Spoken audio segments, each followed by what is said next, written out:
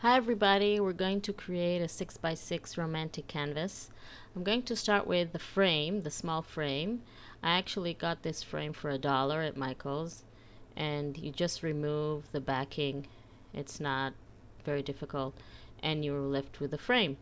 I'm going to cover it with gesso because I want it to be white. I don't want to see any brown. And this is also a sealer and a primer for the spraying that we're going to do later. One coat is not going to be enough, so I will do one coat, dry it with the heat gun, and then do another coat of gesso so it will be completely white.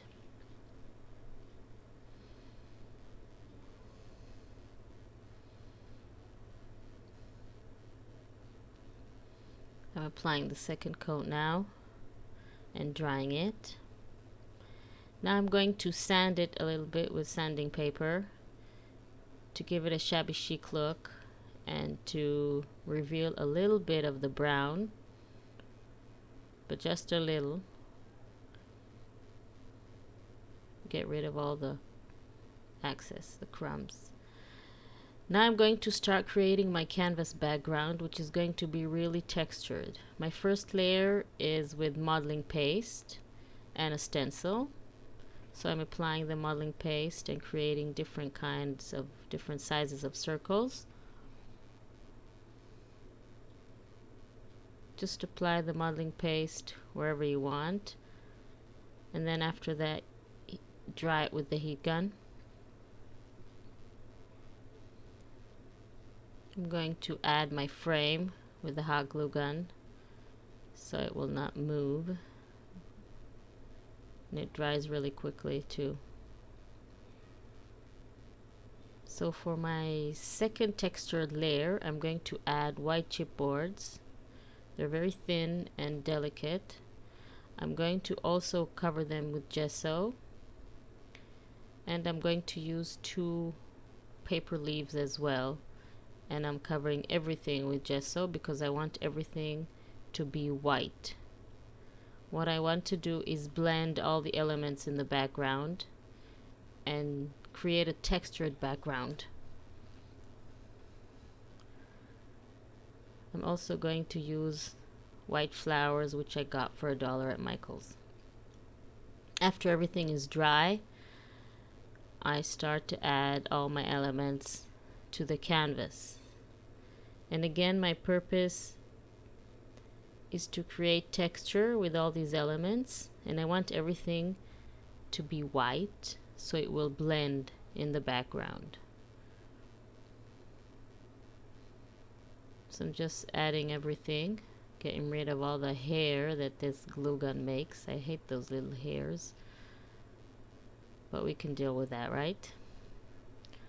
Adding everything, and if it's not white enough, you just add another coat of gesso. It's better to use gesso than white paint because the gesso is a sealer, and later we're going to spray everything, so it's best to use gesso to seal everything, and that will make the spraying much easier and the effect will be much nicer. So adding more elements and more gesso because it's not white enough. Can still see some other colors.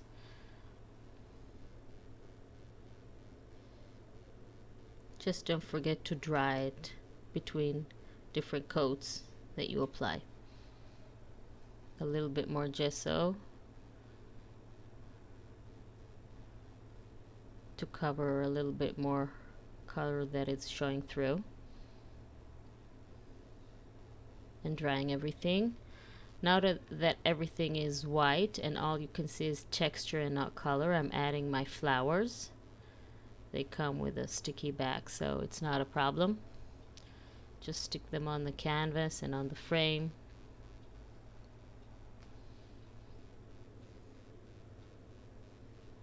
Add as many as you want. The more the merrier, of course.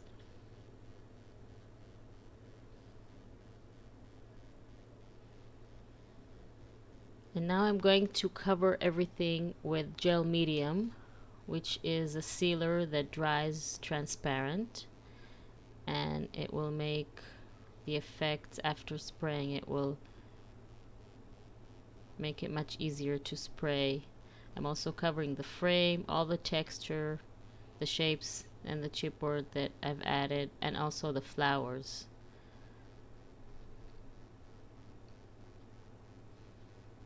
Now we'll start spraying. We're going to spray in different coats. That means that you do one coat of spraying, you absorb the excess with some tissue paper, and then you dry it with the heat gun. And then you do another coat of spraying, and then another coat until you're happy with the result. But just make sure to dry each coat with the heat gun, because then you won't have pools of color, you will have layers of color. And you basically create an embossing effect. As you can see, the circles and all the other shapes are now really visible. I want to add little flowers, but I don't have any, so I'm cutting them from big flowers. Sorry, big leaves. I want to add leaves to my flowers, so I'm taking big leaves and cutting them.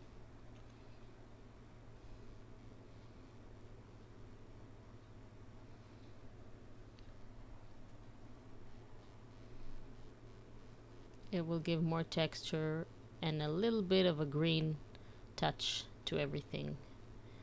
Now I'm using Glimmer Glaze. It's a glitter paint. It comes with the brush. I'm just going over the borders of the chipboard shapes, give them more definition, just a little bit.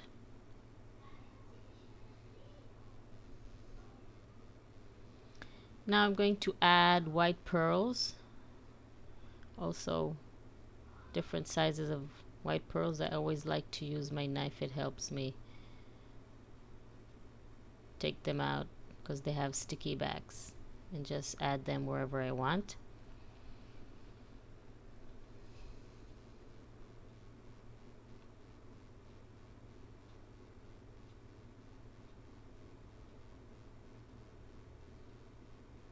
After adding all the pearls, I'm going to add more color with Distress ink, with Photo Vintage Distress ink, which is brown, and the Fired Brick Distress ink, which is kind of a red pink distress ink, starting with the edges and the corners, inking the frame and the leaves and the surface and all the chipboards and everything on the canvas. For all those hard to reach places, just peel off the sponge and it's much easier that way. So I'm adding brown.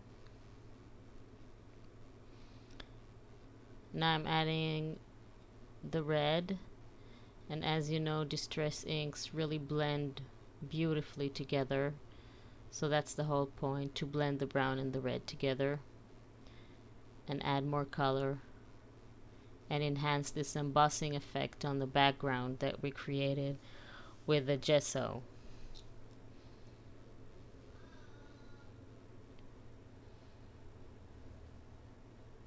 Because basically the distress ink only colors the canvas and not the gesso, so that's how the embossing effect is created.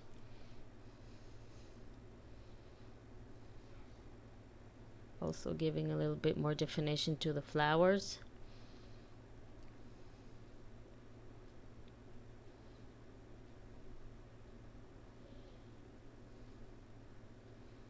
And you're done.